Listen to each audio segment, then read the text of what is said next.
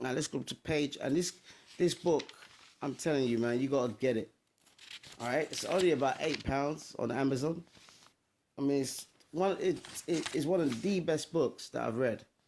Really, I've read it from back to front. It's an excellent book. All right. Let's see what it says here. I want to get, okay. And this is what page is this? Page 14 of the Negro Question, part 4. All right. Let's see. Okay, let's see. I'm trying to get to a certain point. Whatever, covenant, blah, blah, blah, blah. Okay. I've got it. It appears from the verbiage, the wording of the Solemn League, of the Solemn League Covenant, and the introduction to the original King James Bible, and the three kingdoms, Britain, Ireland, and Scotland, were opposed. This is when we were in rulership. We were opposed to popes and Catholicism. So a lot of our people, we weren't down with the Pope and all that. All right, and the popes back then were black as well. It appears that contrary to what you've heard, King James was not a Catholic. All right, nor were Ireland, Scotland, and Britain. I deliberately spelled Britain as Brit-ain. The two words mean something important. Get a concordance and look up the word ain. A-I-N. Alright? It's a suburb of Benjamin, Judah, and Levi. And then use the internet to see what the word Brit means, which means covenant in the original Hebrew. See? So Britain is telling you right there what it actually means. Okay? And if you look at England, I know England means land of the angels. And Anglo-Saxons means angelic sons of Isaac. All right? Why would the white man come up with all this? He didn't, because it was us. All right? He's just fooled our people and everyone around the world to think that he was King James, he was Mozart, and so forth. So if you look, there's clues all around you to show that we ruled. You just have to dig. All right? That's the main thing you have to do. You just got to dig. And the Lord, really directed me to this book. Now, I'm from England. I mean, look at it. This picture is in Westminster Abbey. Okay? And this is King Richard II. I mean, look at that. You can't say this guy's a cracker. He's got an afro there. Dark-skinned man. See? Richard II. King of England, Scotland, and Wales. Son of Edward the Black Prince. See, that's why it's vital that we do our own research, man. Now, let me just read you this caption here. And don't worry if you can't see it, I'll just read it. The British, Wales, and the English were two different people.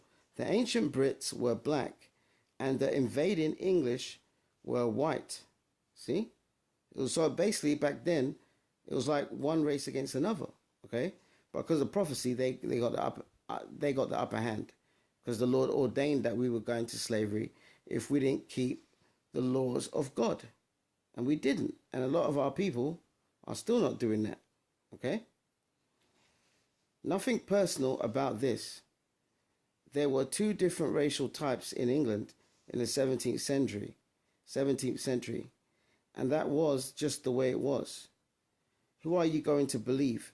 This modern historian or the guy the guy at the scene? I'm only showing you these images because of these black kings of Wales to establish the truth, and that is that the original British or Britons, Welsh, or Wales, as we say in England, were black, and they were here in this captivity with us. When he said in this captivity, he's talking about America.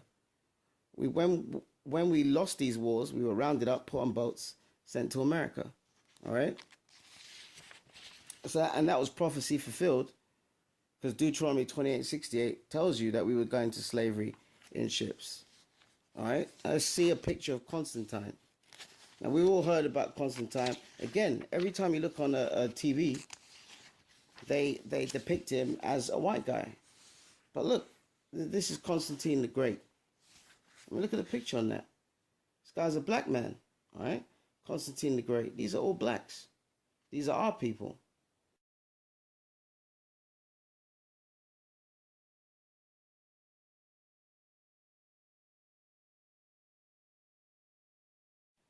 And the good thing about this book, it shows you references, some on the same pages, or a lot of references at the back of the book, so you can do your own research. All right.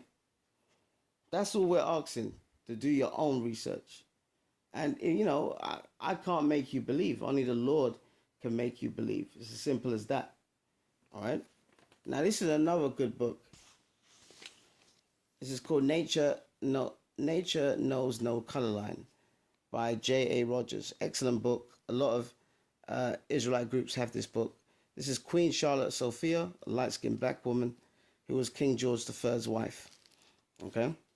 Now, there's a certain page, and I want to show you this page. I think it's 76, where it shows you that all the royalty and the coat of arms, etc., was us. Now, don't worry, I'm going to put a lot of footage in these videos to show you examples of them whitewashing our pictures, you know, etc.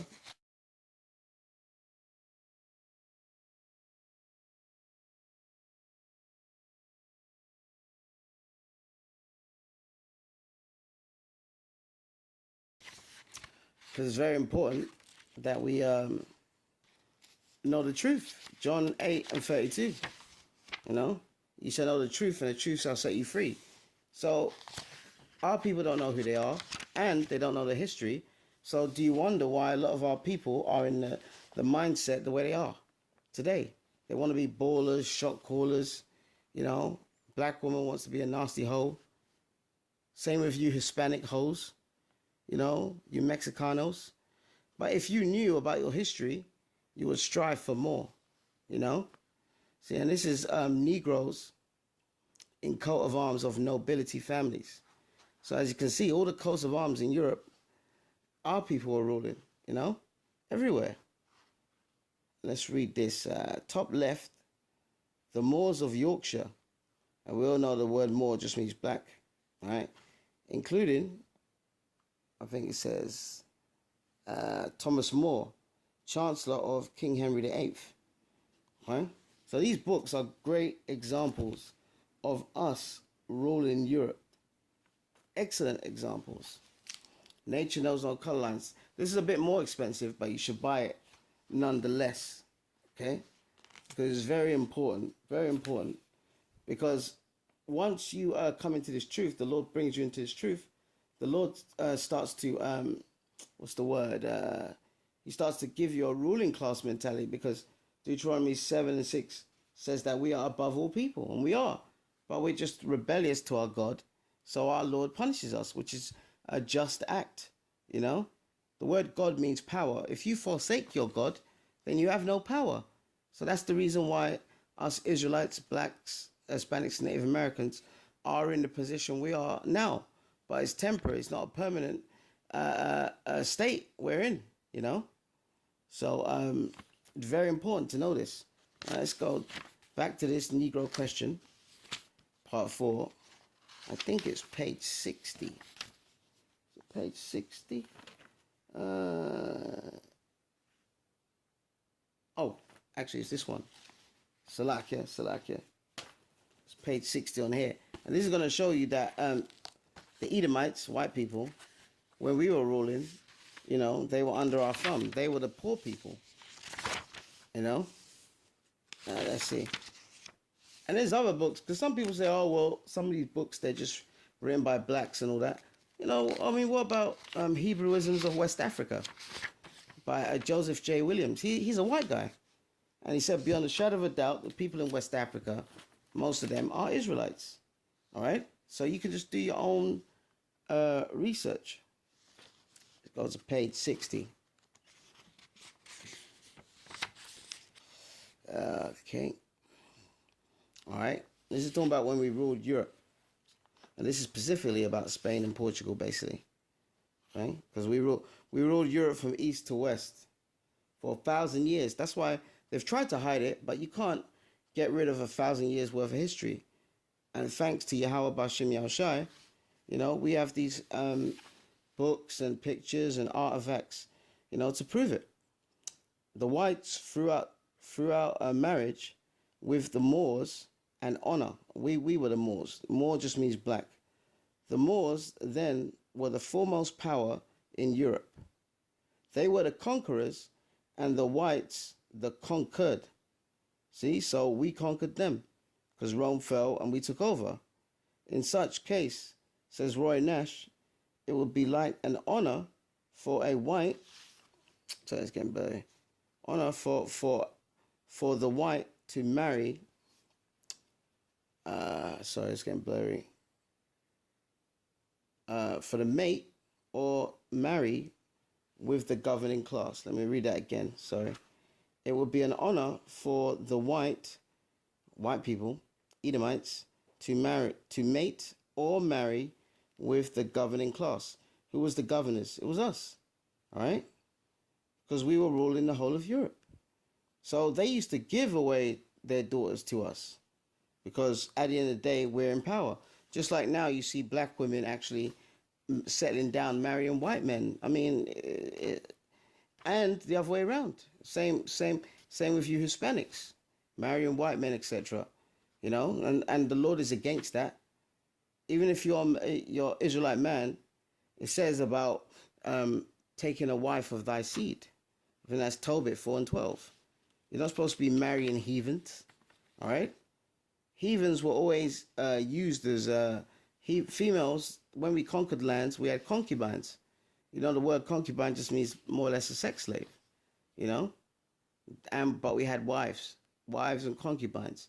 These people of the other races or other nationalities were not supposed to be marrying them, okay? But back then, it was an honor for them, their daughter or whatever, to marry one of us.